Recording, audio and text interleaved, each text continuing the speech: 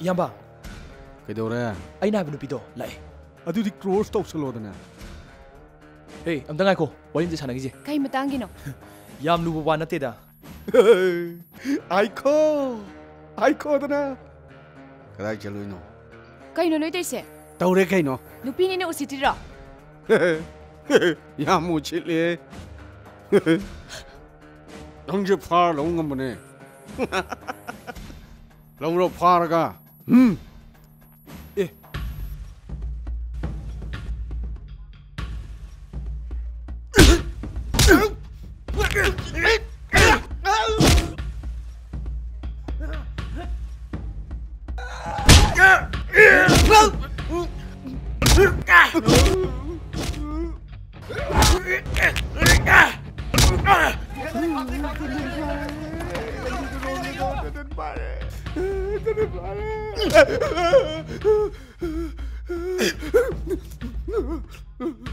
Kaino nang nupi ang kan tau ide.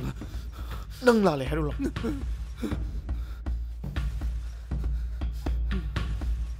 Lale. Lale. Lale yo.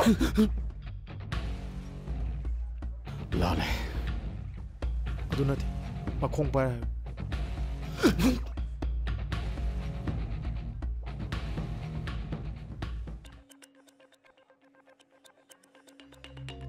Lale.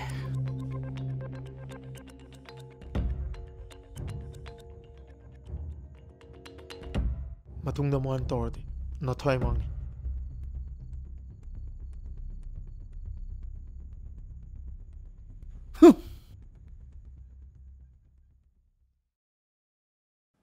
Aina nangbu thamoi sengna nungsijabagi asengba wari lithokpani. Adubu nangna nungsibadi CBI officer do ayam. Aingonda oiramdre.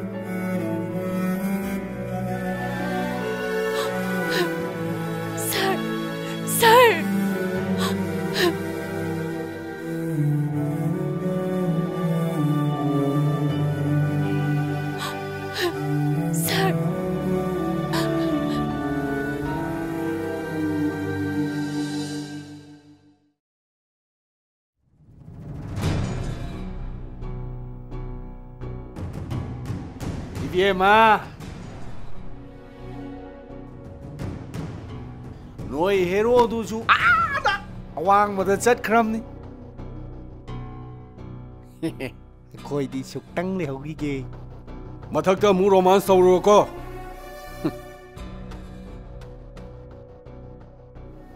Asile ra di agoi noi afa am to oi roi Aduna ne Khang da Acha hatu kro Go Chango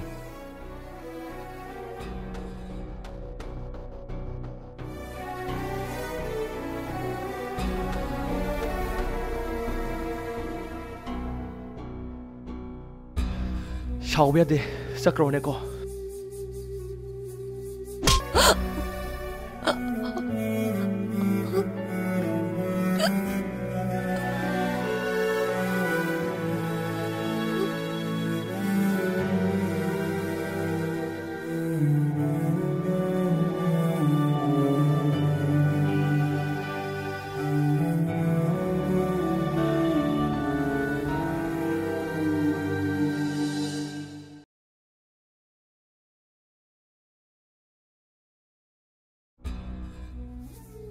Adubu, ay ko'y ngan ba na nungay kiroy kan ba dagi?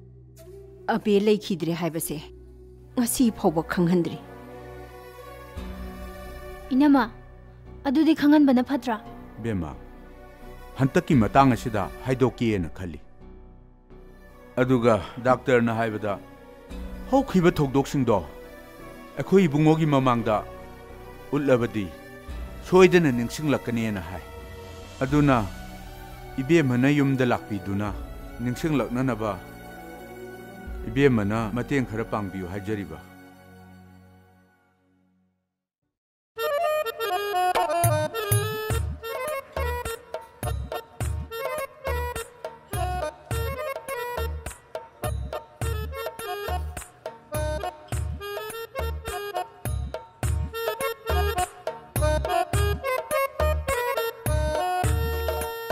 Kayano?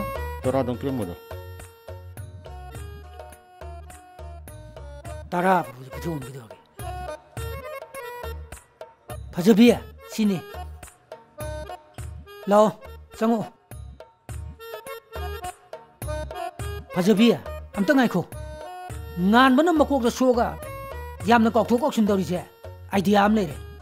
Kari idea no tabetri. Sumai tongji. Nanga ngan maga wari sanar ga leiba.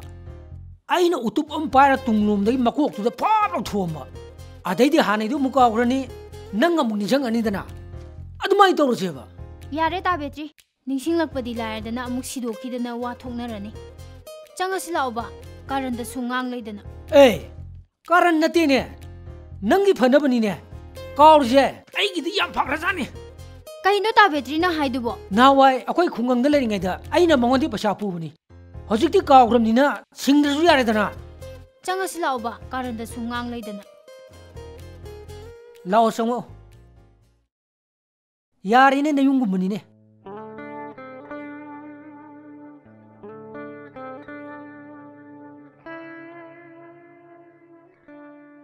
Haima. Nui la edana. Lao. Ngan ba. Kanano la isi yengo.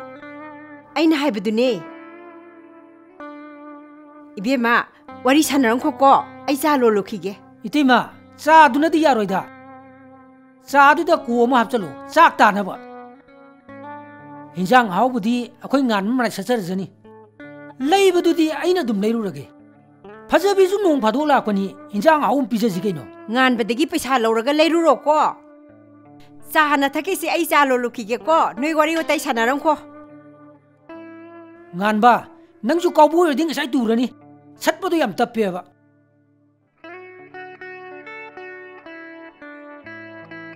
Yare. Phagee du nang ngak ler muko ai hinjang leiru gi. Tangan ba hakchang khara nungairabo. Aibu tasengna ningsing bidrobo. Aibu nangna tasengna nungsi hagi daine. 송기 밍두보 Cha thakshi se. Se cha payu se. Se payu se. Nui ni wari sanarang ko ai hinjang thongna bane maru marang kai keno marui mapang semuki ge ko. Inama aisu semba yauge.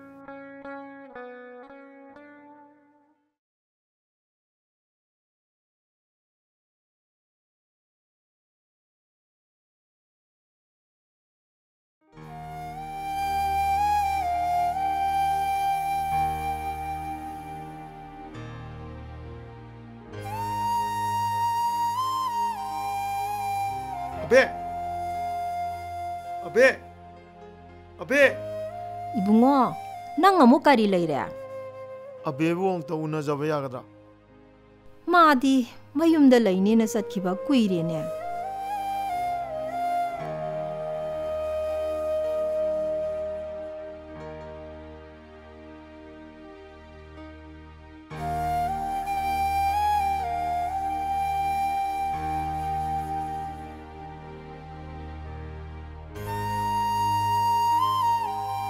Pabung karigumamta yumjibu abena kaisampata computer ga tammadugi yum moibiro.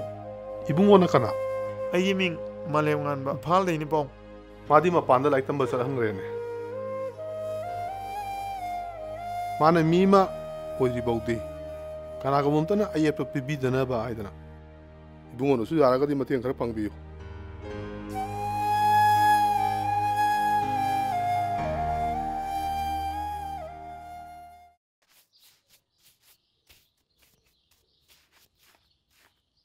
Tamo. Kari.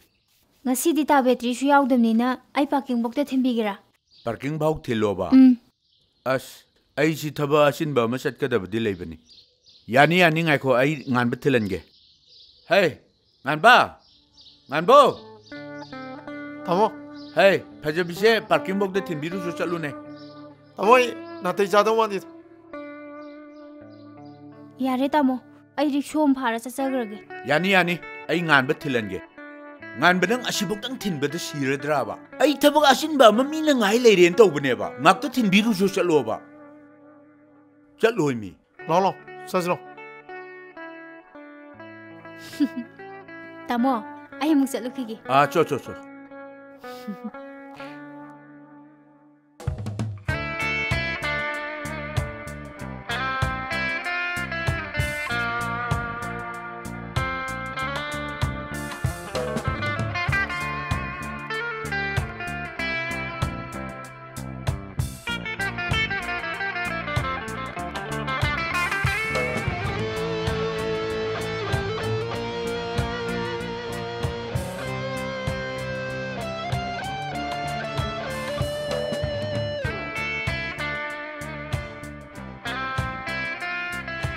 Tangan ba, sidam ta khamo.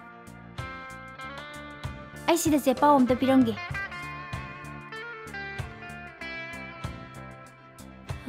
Lohong bagi se jim ta pirange.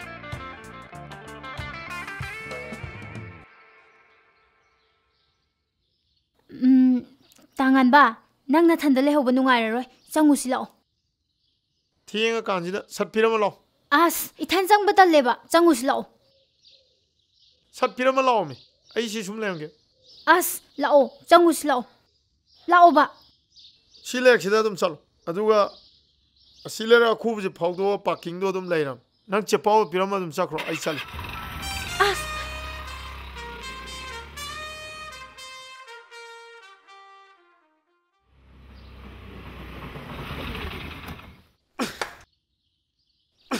Kai chalo no ni na.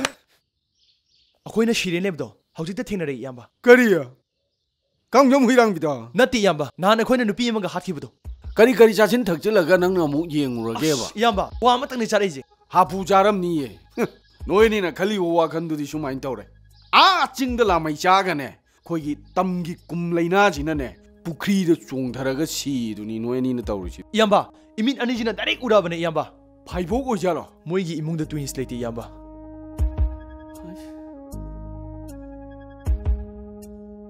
ꯃꯥꯅ ꯍꯤꯡꯗꯨꯅ ꯂꯩꯕ ꯍꯥꯏꯕꯁꯦ ꯑꯩꯈꯣꯏꯗ ꯑꯐꯕ ꯑꯣꯏꯔꯣꯏ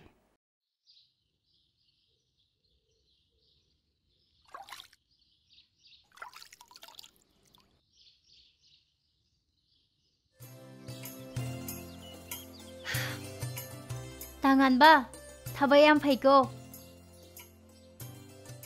Tu, asigi lai jar se, aingonda somda piyo, aikhoida somda thage ba. Hayang wai bok ningjang na ba. Pining da bra kaino, ikhumbo khumde da. Haima, phajabi, nang la abro. Na thandro. Inama, ta betri ga lakpane. Madi thaba amta chatlugi ge ye. Halakpada changani. Phare. Ngasi dine, nang la abanina hinjang ahawba ma thongaga chathokhrasi ko. Noi tamosu hinjang leiba chakhibani. Tema ngasi chagam ta tharoidro. Ngasi se nomaijing oiba sidane thaba khara loisange tawba. Ho lo lage. Inama, ai lo luge yani. Hoi. Noi tangan ba se nangna lo laga na khara haurani. O lo.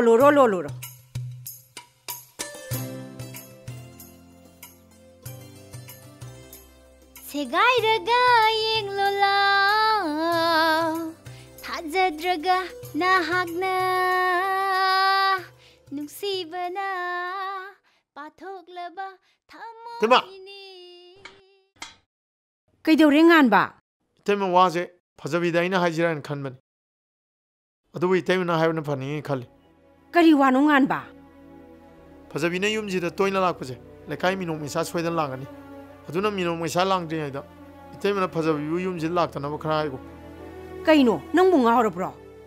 Nangi phanana bane noi tamoga aigana silibase. Aigi phanaba sinmada phajabi di game ta khalar oidro.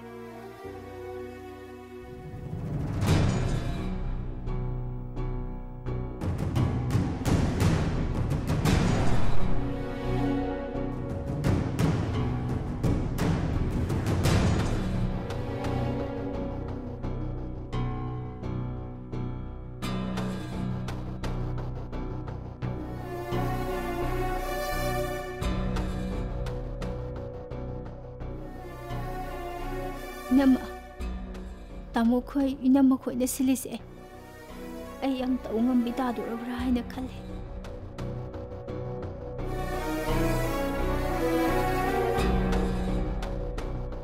Inamasu, kubak na mata kubagi makwa, tarong gani kande.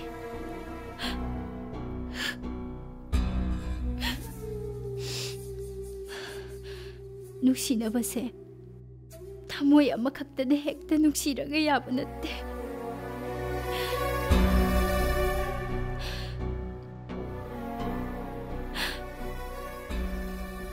Mama ang dasu, tangan ba na ay yam nuksirame? Ko'y tanta na rame.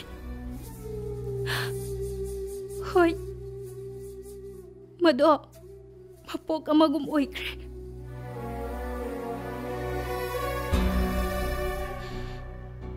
Handa ki mapok si magidi. Ay gisagse. Tangan bagi mapamdaw laro.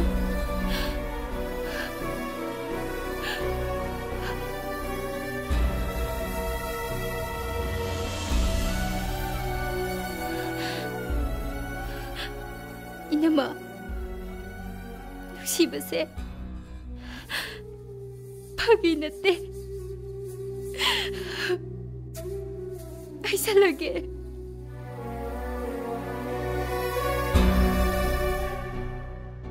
Ngan ba, nang ginapamda matam kuina phongdok na lakpani. Adubu ngasidi.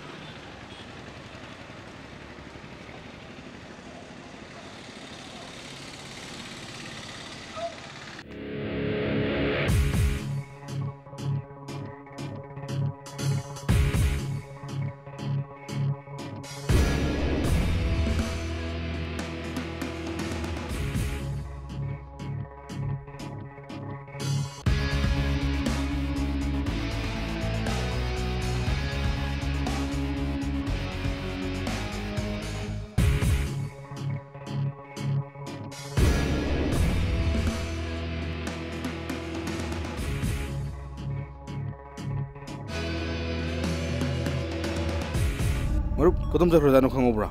Khangogene. Chachira. Chache.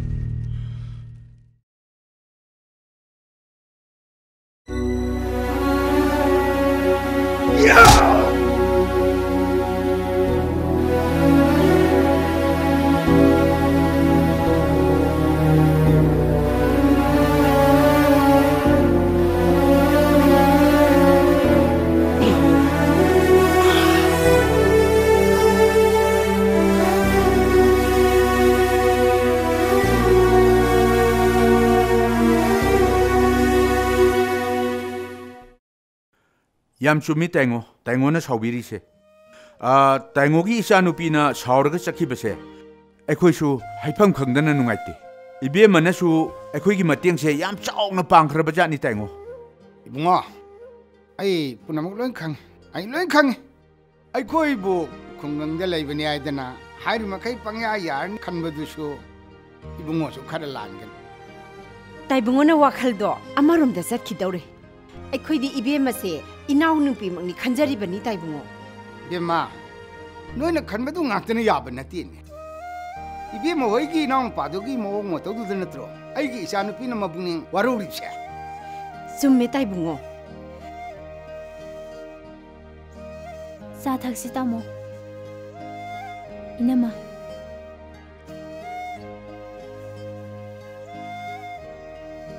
Ibema.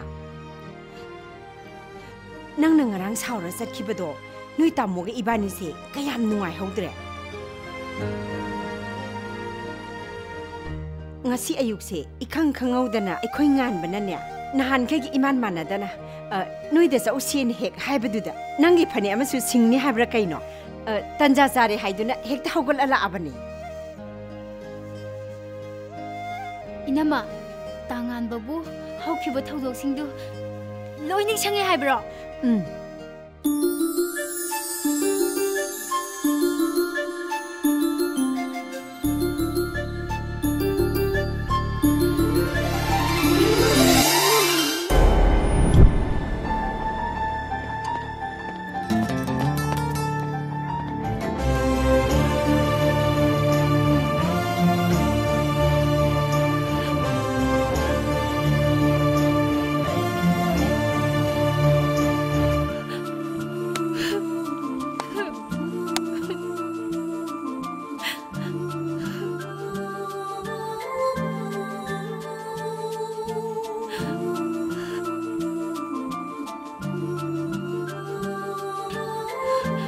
Phagee.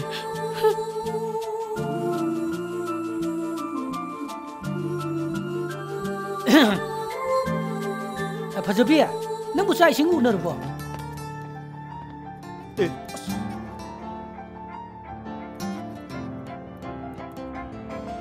34 inch.